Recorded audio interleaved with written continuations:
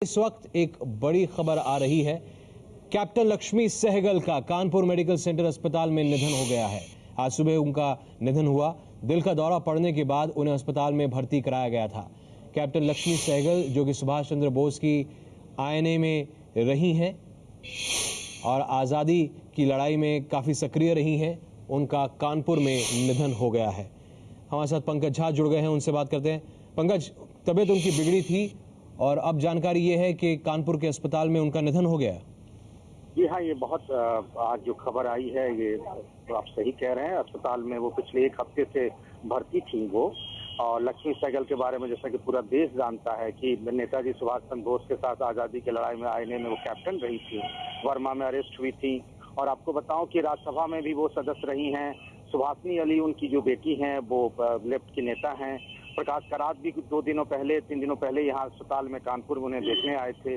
लक्ष्मी सहगल का बड़ा योगदान रहा है आज़ादी की लड़ाई में। और आपको बताऊं कि जो 2002 में राष्ट्रपति का चुनाव हुआ था, एपीजे अब्दुल कलाम के खिलाफ उन्होंने राष्ट्रपति का चुनाव भी लड़ा था। लंबा उनका रहा है समाज सेवा में और आज़ादी की लड़ाई में अलग अलग जगहों पे उनके बहुत सारे अप्रतिम योगदान रहे हैं।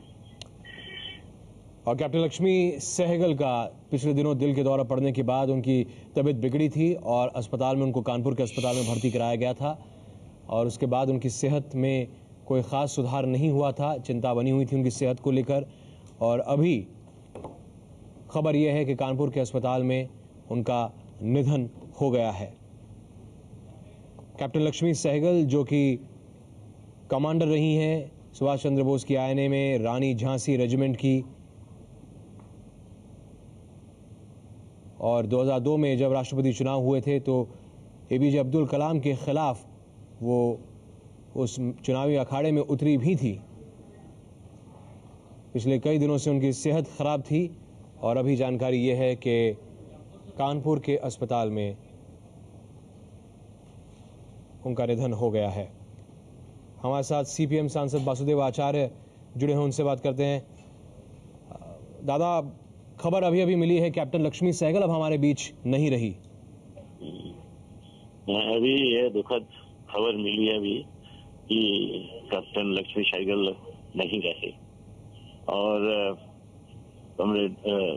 कैप्टन लक्ष्मी सहगल जो आज़ादी की लड़ाई के साथ जुड़ा हुआ था, नेताजी सुभाष चंद्र बोस उनका झांसी जो ब्रिगेड था उनका अध्यक्ष था और पूरा जीवन उनका समर्पित था देश के लिए, समाज के लिए, और हमारे पार्टी के साथ भी जुड़ा हुआ था। महिला संगठन का में नेतृत्व दिया था, आंदोलन में नेतृत्व दिया था और उनका निधन से देश का क्षति हुआ।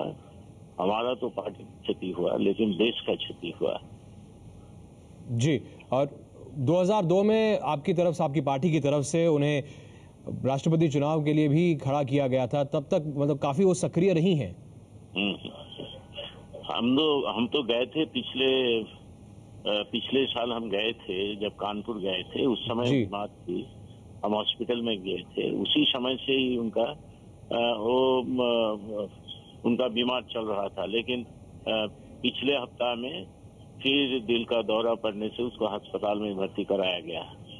लेकिन जीवन के अंतिम दिन तक वो समाज की सेवा में जुड़ी हुई थे, इसीलिए उनका जीवन भविष्य की पीढ़ियों के लिए एक प्रेरणा देता रहेगा। ये हम यही है। जी, बहुत बहुत शुक्रिया वासुदेव दा हमसे बात करने के लिए। सीपीएम नेता वासुदेव आचार्य जिनसे हम बात कर रहे थे, उन्होंने कहा कि वो उम्र के इस पड़ाव में भी काफ़ी सक्रिय थी और समाज के कल्याण के लिए काम करती रही हैं और उनका जीवन, पूरा जीवन, जिस तरह से उन्होंने आज़ादी से पहले आज़ादी की लड़ाई का वो हिस्सा रही हैं। नेताजी सुभाष चंद्र बोस की रानी झांसी रेजिमेंट में वो थी और उन्हें ओहदा रैंक कर्नल का दिया गया था। अपने आप में ये एशिया में उस ज़माने में पहली एक ऐसी रेजिमेंट थी जो पूरी तरह से महिलाओं की थी। और उसके बाद 1971 में उन्होंने सीपीआईएम को ज्वाइन किया था, राज्यसभा में भी रही हैं। 2002 में वो राष्ट्रपति चुनाव में लेफ्ट पार्टियों की तरफ से उम्मीदवार रही हैं और एपीजे अब्दुल कलाम के खिलाफ उन्होंने चुनाव भी लड़ा था। उस चुनाव में एपीजे अब्दुल कलाम की जीत हुई थी। 19 जुलाई 2012 को कैप्टन लक्ष्मी सहगल को दिल का दौरा पड़ा था। उसके बाद उन्हें अस्पताल में कानपुर में अपनी बेटी के साथ थीं, वो सुभाषिनी अली के साथ थीं। उन्हें दिल का दौरा पड़ा। उसके बाद उनकी सेहत काफ़ी नाजुक हो गई थी और अभी जानकारी ये आ रही है कि कानपुर के अस्पताल में कैप्टन लक्ष्मी सहगल का निधन हो गया है। नहीं रही कैप्टन लक्ष्मी सहगल।